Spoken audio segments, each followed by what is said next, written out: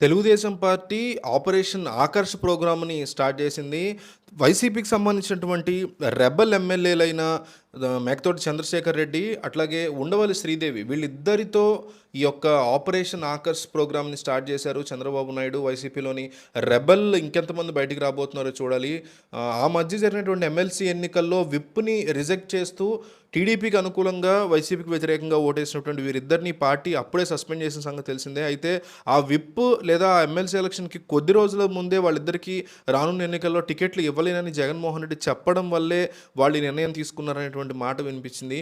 అయితే ఈరోజు వాళ్ళు చంద్రబాబు నాయుడు సమక్షంలో నేరుగా టీడీపీ పార్టీలో జాయిన్ అయ్యారు. అయితే పార్టీలో జాయిన్ అయిన తర్వాత మేకతోటి చంద్రశేఖర్ రెడ్డికి డెఫినెట్లీ సీట్ వచ్చే అవకాశం కనిపిస్తున్నా, ఉండవల్లి శ్రీదేవికి మాత్రం బిగ్ షాక్ తగిలేలా కనిపిస్తోంది. ఆమెకి ఎట్టి పరిస్థితుల్లో సీట్ ఇచ్చే పరిస్థితి లేదు అంటూ తెలుగుదేశం పార్టీ శ్రేణుల నుంచి కొన్ని వార్తలు బయటకు వస్తున్నాయి.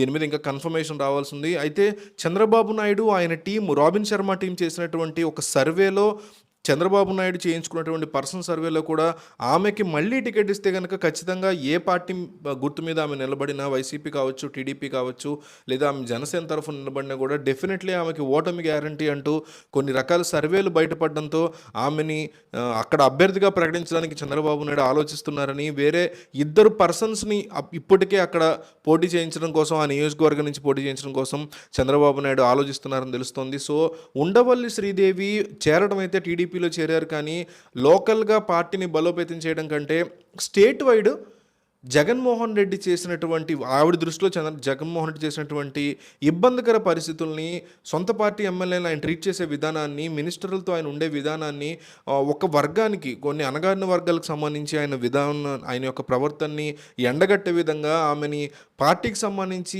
ఎక్కువ ప్రచార సాధనంగా ఉపయోగించుకోవడానికి చంద్రబాబు నాయుడు ఆలోచిస్తున్నారు తప్ప బీఫామ్ ఇచ్చే ఉద్దేశం చంద్రబాబు నాయుడికి ఎస్పెషల్లీ ఆమె నియోజకవర్గం వరకు అయితే ఖచ్చితంగా లేదని, రానున్న రోజుల్లో మనసేమన్నా మారచ్చేమో కానీ ప్రస్తుతం చేయించుకున్న సర్వేల ప్రకారం ఎలక్షన్కి మళ్ళీ ఒక నెలన్నర రోజు, 45 రోజుల లోపు ఇంకొక సర్వే నడుస్తుంది టీడీపీ వాళ్ళది. కానీ ప్రస్తుతం ఉన్న పరిస్థితుల్లో మాత్రం, రీసెంట్గా చేయించుకున్న సర్వే ప్రకారం మాత్రం ఉండవల్లి శ్రీదేవికి ఎట్టి పరిస్థితుల్లో బీఫామ్ ఇచ్చే పరిస్థితే లేదు టీడీపీలో అంటున్నారు. సో ఇట్లాంటి సిచ్యువేషన్లో ఉండవల్లి తీసుకున్నటువంటి నిర్ణయం కరెక్టా తప్పా అనేది మీ అభిప్రాయంగా ఒక సామాన్యుడిగా మీరు చెప్పండి. ఉండవల్లి శ్రీదేవి ఈజ్ కరెక్ట్ లేదా ఉండవల్లి శ్రీదేవి ఈజ్ రాంగ్ అని మీరు వీడియో చూసిన ప్రతి ఒక్కళ్ళు కామెంట్ చేయండి. మీకు ఇంకా ఈ అంశం మీద లోతైన అవగాహన ఉండే ఉంటుంది. సో మీరు కూడా క్లియర్ కట్గా మీ అభిప్రాయాన్ని కామెంట్లో రాయండి, నేను కూడా కామెంట్స్ చూస్తాను.